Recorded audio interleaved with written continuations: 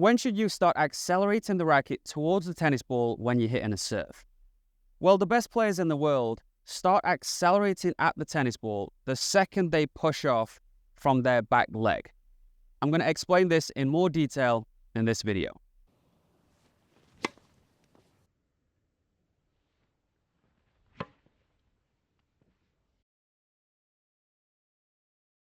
Before I get into this fascinating subject, I have an announcement. I just released a video guide titled The Serve Coordination Chain. I'm going to walk you through a step-by-step process to develop your serve technique. So next time you're on the practice court, you will know exactly what you need to do to take your serve and game to the next level. You'll also get a free video analysis. Send me a video of you serving, and I will make you a personalized, unique video just for you. Check out the link in the description below, and let's get back to this video. So the better your timing is, the earlier you can start the motion. If you're a beginner, you will always start the motion later than a professional tennis player. And it might look something like this, where you get into this trophy position, and then you move it to here, and then you accelerate at the tennis ball. It's a very safe way of making sure you hit the ball and it goes in.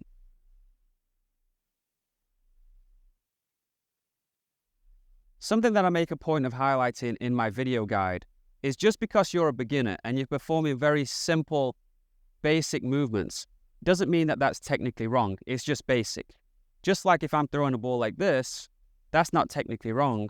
I'm just limited in what I can achieve. I'm not going to be able to throw the ball very far, and I'm not going to be able to hit the serve very hard if all I'm doing is using a short swing that accelerates at the tennis ball pretty late.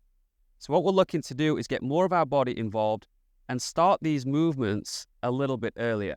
I'm sure a lot of players watching this will be at a more advanced level than just pushing the ball in the court.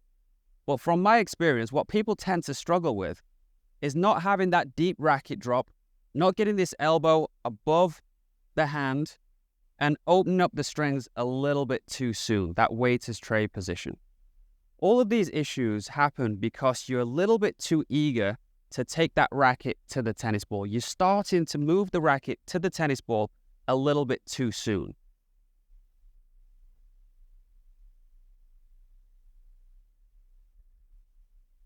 So in order to execute your coordination chain, getting all the pieces working in the right sequence at the right time, once you're in your trophy position, you need to be able to rotate your shoulders, throw the elbow, and have that racket come last.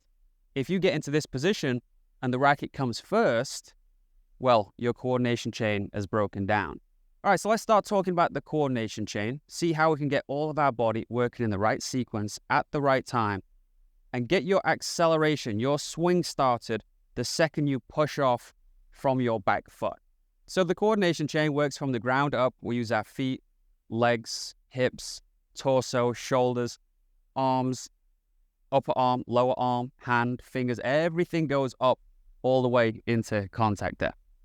But I want you to think about it slightly different. I want you to think about it just from the dominant side of your body. Forget about the coordination chain as a full body movement.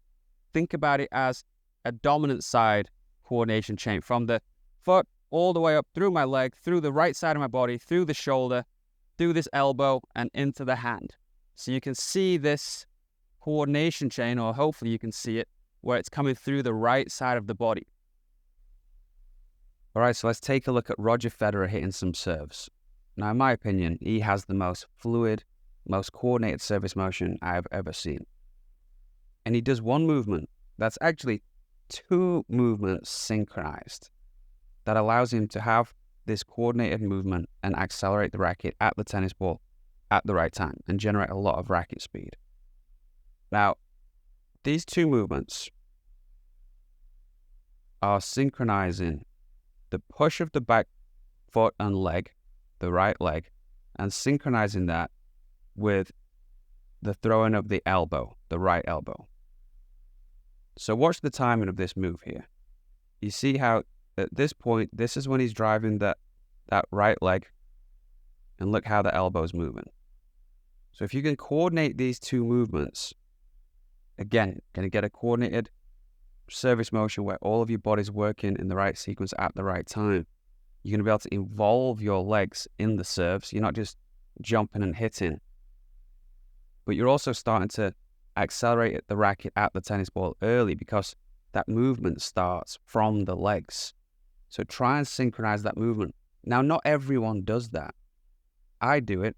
Not that I'm saying I serve just like Roger Federer, but I do this synchronized movement. A lot of tennis players don't. Some great tennis players don't. But I think if you guys can focus on this, it's something relatively simple, not necessarily easy, but simple to focus on that's going to make a dramatic difference to your serve. Let's take a look at this guy hitting some serves. He used to play a little bit of tennis. He does OnlyFans now, apparently. But he's bringing this back foot up and making this a pinpoint service motion. But it's the same thing. He's going to synchronize the push of the legs with throwing the right elbow.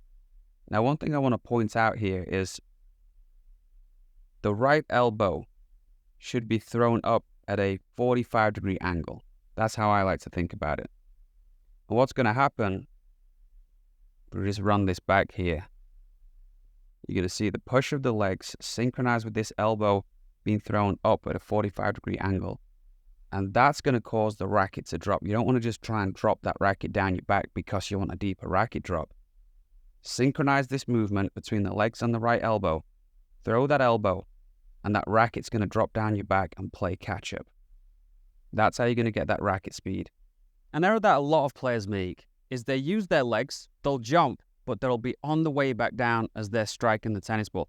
If that's you, you've essentially lost all of the coordination from the lower half of the body.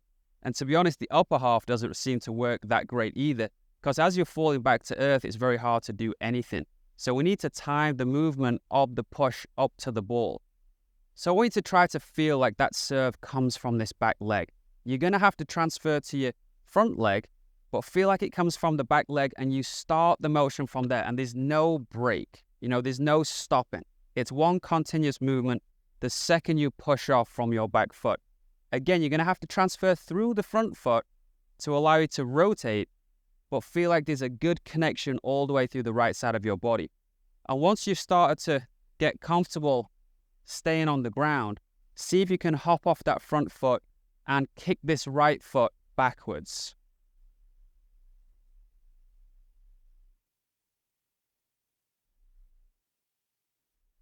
If you're able to do that, not only do you get the energy coming through the right side of your body, but your shoulders are rotating while the lower half is going in the opposite direction.